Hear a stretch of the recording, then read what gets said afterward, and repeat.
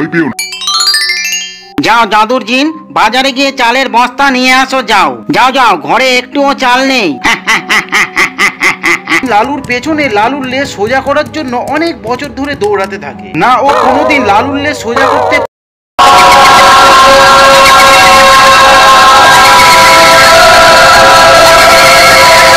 বিষ্ণুপুর গ্রামে একটা অলস গোপাল ভাঁড় থাকতো। গোপাল সকালে ঘুম থেকে উঠে খাবার খেয়ে আবার শুয়ে পড়তো। এর জন্য গোপালের বউ খুব চিন্তায় থাকতো। একদিন গোপাল দুপুর বেলায় শুয়ে আছে।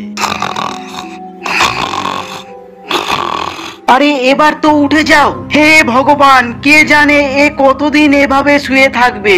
সকাল থেকে দুপুর হয়ে গেল, উঠে যাও। আরে আরে, কেন বিরক্ত করছো আমায় সীমা? এখন আমার শোয়ার সময়। এখন আমার মনে হচ্ছে আমার এখন বাইরে যাওয়াটা ঠিক হবে না। তুমি একটা কাজ করো সীমা, আমার জন্য খাবার নিয়ে আসো। আমার খুব খিদে লেগেছে। আরে যাও যাও, নিয়ে আসো খাবার। হে ভগবান, কি অলস স্বামী দিয়েছো আমায়। এ তো শুধু খায় আর শোয়। কিছুক্ষণ আগেই তো খাবার খেলে, আবার খাবে। হে ভগবান, সারাদিন কোনো কাজ করো না। কার সঙ্গে বিয়ে হয়েছে আমার? এই দেখো, আমি তোমার জন্য খাবার এনেছি, এবার তো উঠে যাও না। আরে বাবা, কি সুন্দর গন্ধ। দাও দাও সীমা, খাবার দাও আমায়।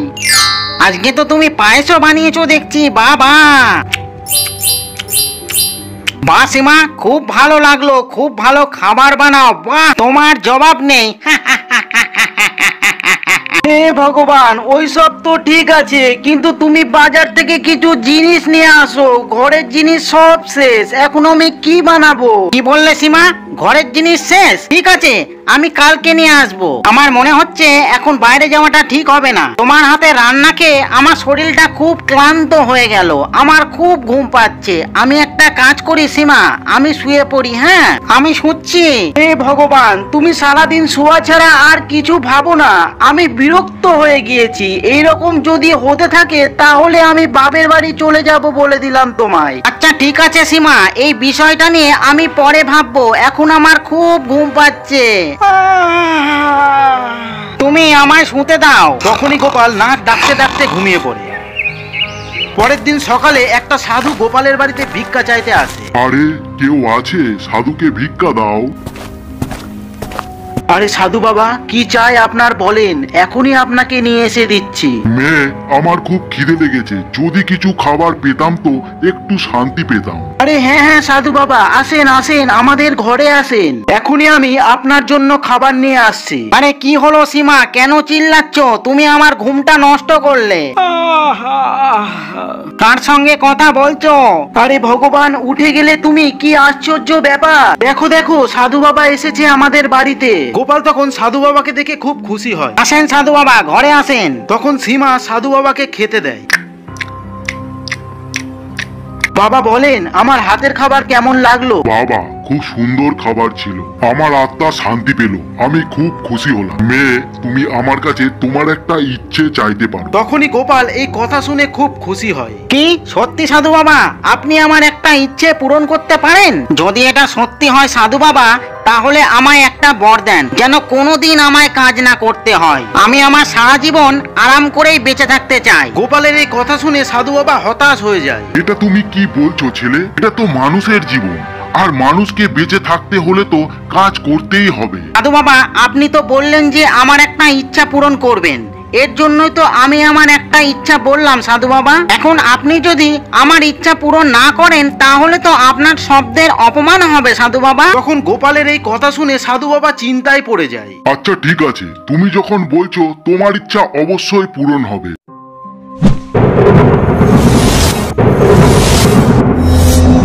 ভয় পেও না, এটা জাদুর জিন, এ তোমার সব ইচ্ছা পূরণ করবে। তোমার ইচ্ছা যে তুমি যেন জীবনে কোনো কাজ না করো, তো এই জাদুর জিন তোমায় কোনো কাজ করতে দেবে না। তোমায় যেই কাজ করতে হবে এই জাদুর জিন করে দেবে। কিন্তু মনে রেখো, এই জাদুর জিনকে তোমায় কোনো না কোনো কাজে ব্যস্ত রাখতে হবে, কেননা এই জিনের কাছে কোনোদিন কাজ না থাকলে এই জিন তোমায় খেয়ে নেবে। এই কথা শুনে গোপালের বউ খুব ভয় পেয়ে যায়। হে ভগবান, তুমি এটা কি করলে? নিজের অলসতার জন্য কেমন মূর্খের মতন ইচ্ছা চাইলে। আমার তো তোমার জন্য খুব চিন্তা হচ্ছে, কোনোদিন যদি এই ভয়ানক জিন তোমাকেই খেয়ে নেয় তখন আমি কি করব? আরে সীমা, তুমি ফালতু চিন্তা করছো, এইরকম কিছু হবে না। এখন তুমি দেখো আমি এই জাদুর জিনকে দিয়ে কি রকম কাজ করাই। এখন তো আমায় আর কোনো কাজ করতে হবে না সীমা। তুমি আর আমায় কিছু বলতে পারবে না। এই মানুষ, বলো আমি তোমার কি কাজ করতে পারি? কি হুকুম তোমার? তাড়াতাড়ি বলো, না হলে আমি তোমাকেই খেয়ে নেবো। যাও জাদুর জিন, বাজারে গিয়ে চালের বস্তা নিয়ে আসো। যাও যাও যাও, ঘরে একটুও চাল নেই। আচ্ছা ঠিক আছে, এখনই যাচ্ছি আর নিয়ে আসছি চালের বস্তা। তখনই জিন হঠাৎ অদৃশ্য হয়ে যায় আর চালের বস্তা নিয়ে আসে। এই দেখে গোপাল আর ওর বউ অবাক হয়ে যায়। হে ভগবান, জাদুর জিন এত তাড়াতাড়ি চালের বস্তা নিয়ে চলে আসলো? আমার তো কিছু মাথায় ঢুকছে না। আমি কোনো সাধারণ জিন না, আমি একটা মায়াবী জিন। এর জন্য তুমি আমায় যে কাজ করতে দেবে ওই কাজ আমি আমার মায়াবী শক্তি দিয়ে এক মুহূর্তেই করে দেব। এবার বলো আর কি কাজ করতে হবে, না হলে আমি তোমায় খেয়ে নেবো। তখন গোপাল খুব চিন্তায় পড়ে যায়। আচ্ছা আচ্ছা ঠিক আছে, তুমি আমার জমিতে যাও আর চাষ করে আসো। জাদুর জিন, যাও যাও। ঠিক আছে, আমি তোমার জমিতে চাষ করে এখনই আসছি। হে ভগবান, আমার তো খুব ভয় করছে। এই জাদুর জিন সত্যিই তো খুব ভয়ঙ্কর। এই জিন সত্যি তোমায় যদি কিছু করে দেয়? আরে সীমা, দেখছো এই জাদুর জিন কি তাড়াতাড়ি আমার সব কাজ করে দিচ্ছে। এই জিন যদি আমার সঙ্গে এইভাবেই থাকে তাহলে আমি সারা জীবন আরাম করেই কাটাবো। তুমি চিন্তা করো না, এই জিন আমার কিছুই করবে না। আমি সব সময় একে কোনো না কোনো কাজ দিতেই থাকবো। হ্যাঁ। তখনই ওই জিন আবার চলে আসে। এই মানুষ, আমি তোমার জমিতে চাষ করে এসেছি। তোমার জমিতে চাষ করে আমি খুব আনন্দ পেলাম। এইবার বলো আমায় আর কি কাজ করতে হবে, না হলে আমি তোমায় খেয়ে নেবো। তখন গোপালকে কোনো না কোনো কাজ বলে দিত আর জিন এক মুহূর্তের মধ্যে করে দিত। কিন্তু একদিন এমন আসলো যে গোপালের কাছে জিনকে দেওয়ার মতন আর কোনো কাজ নেই। সেই সময় গোপাল খুব চিন্তায় পড়ে যায়। আরে সীমা, এখন আমি কি করি? ওই জিনকে যেই কাজই দিই খুব তাড়াতাড়ি করে দেয়। আজকে জিনকে দেওয়ার মতন কোনো কাজই আমার কাছে নেই। এখন তুমিই বলো আমি কি করি? মনে হচ্ছে আজকে ওই জাদুর জিন আমায় খেয়ে নেবে সীমা। এখন আমি কি করব?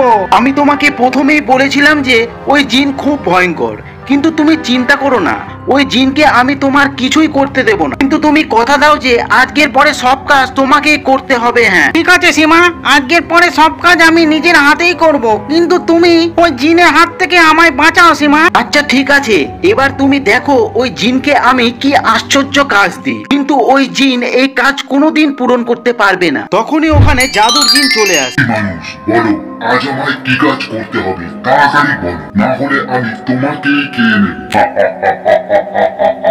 ওই জাদুর জিন, আজ আমি তোকে কাজ দিচ্ছি। আমার ঘরের পেছনে লালু নামের একটা কুকুর আছে, তুমি যাও আর ওই লালুর লেজটাকে সোজা করে দাও। আচ্ছা ঠিক আছে, আমি এখনই যাচ্ছি আর ওই লালু কুকুরের লেজটাকে সোজা করে আসছি। আরে সীমা, এটা কি কাজ দিলে তুমি ওই জাদুর জিনকে? তুমি দেখো ওই জিন এখনই যাবে আর লালুর লেজটাকে সোজা করে আসবে। এবার তো ওই জিন আমায় খেয়েই নেবে। তুমিও না, সত্যি কুকুরের লেজ কোনোদিন সোজা হয় নাকি? ওই জাদুর জিন লালুর লেজ কোনোদিন সোজা করতে পারবে না। হ্যাঁ, আর কোনোদিন এখানে আসতে পারবে না। বাবা সীমা, এটা তো আমার মাথায় আসেনি। বাবা, কি বুদ্ধি লাগিয়েছো তুমি। ওই জিন সারা জীবনেও লালুর লেজ সোজা করতে পারবে না। পরের দিন থেকে গোপাল নিজের কাজ নিজেই করতে থাকে, আর ওদিকে জাদুর জিন লালুর পেছনে লালুর লেজ সোজা করার জন্য অনেক বছর ধরে দৌড়াতে থাকে। না ও কোনোদিন লালুর লেজ সোজা করতে পারে, না কোনোদিন গোপালের বাড়িতে আসতে পারে।